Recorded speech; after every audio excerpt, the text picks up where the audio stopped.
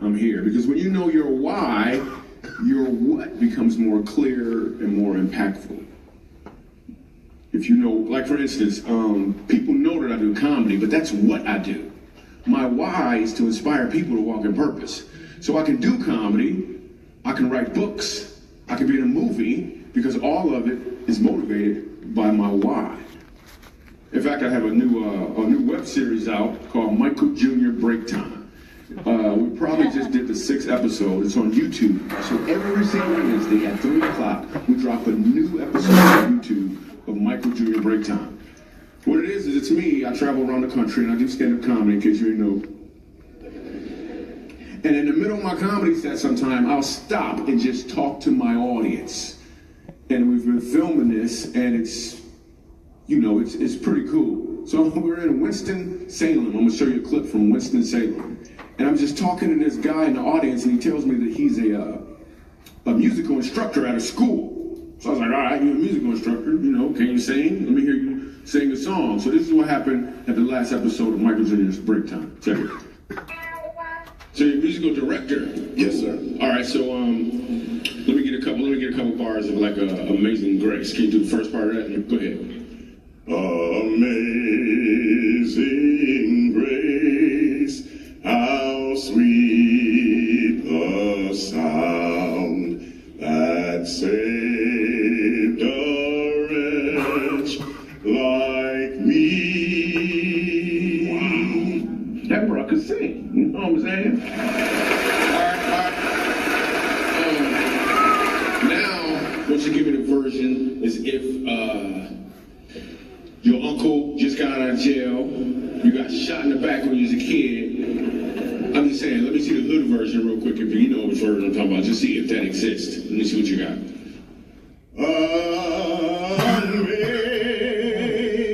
Amazing grace,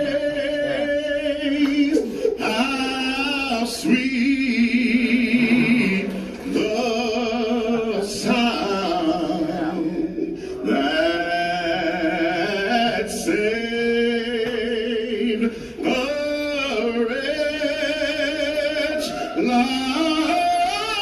me.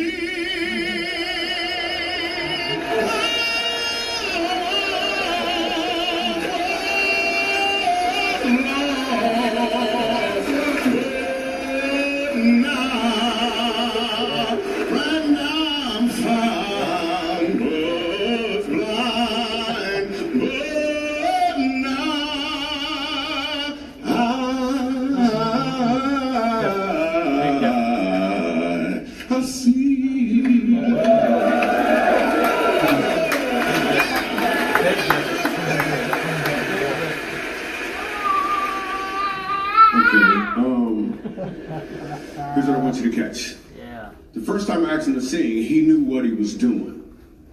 The second time, he knew why he was doing it. When you know your why, your what becomes more impactful because you're walking towards or in your purpose.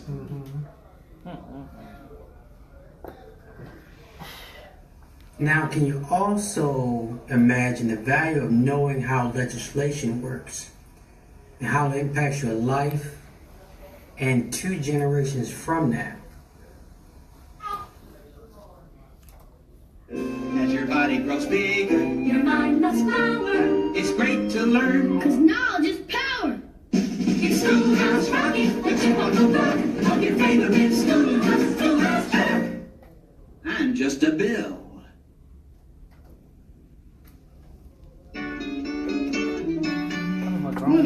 You sure gotta climb a lot of steps to get to this Capitol building here in Washington.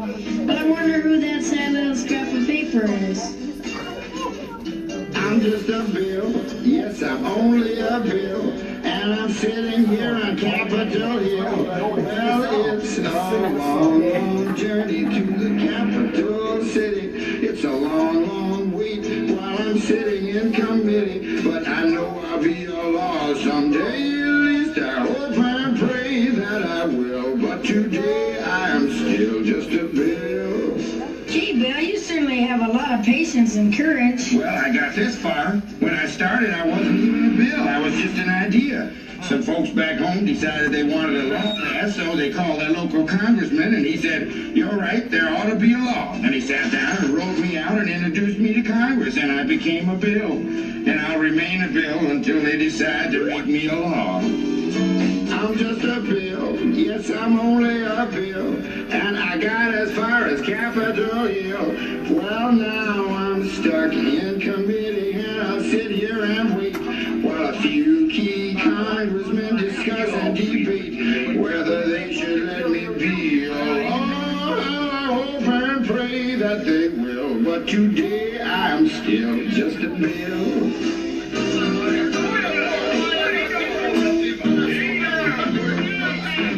Listen to those congressmen arguing. Is all that discussion and debate about you? Yeah, I'm one of the lucky ones. Most bills never even get this far.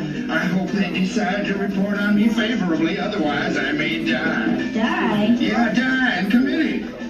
Oh, but it looks like I'm going to live. Now I go to the House of Representatives and they vote on me. If they vote yes, what Then happens? I go to the Senate and the whole thing starts all over again. Oh, no. Oh, yes!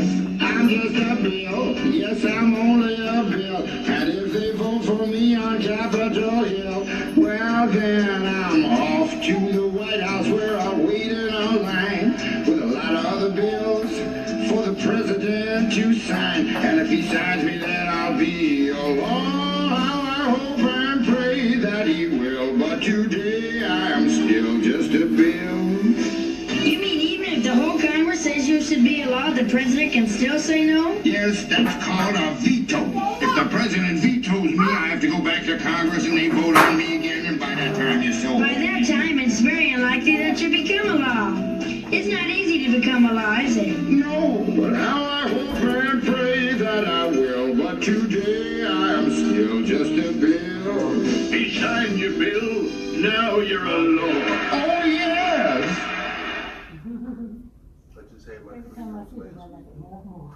Can you imagine knowing the value of economics in the world actually impacts your community?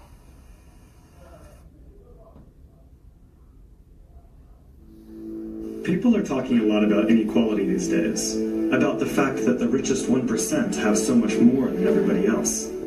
But most of the focus seems to be on the United States, and it strikes me that the same story needs to be told about global inequality too. So I did some research, and this is what I found from reliable sources like the UN.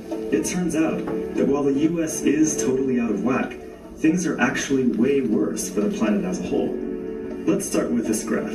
A perfectly even distribution of wealth among all living people, with everyone divided into 5 equal groups. Now, let's show how much each group actually has. Shocking, right? 80% of the world's people barely have any wealth. It's hard to even see them on the chart. Meanwhile, the richest 2%, they have more wealth than half of the rest of the world. Let's look at this chart another way. Let's take the whole world's population, all 7 billion of us, and reduce it to just a representative 100 individuals. Here they are.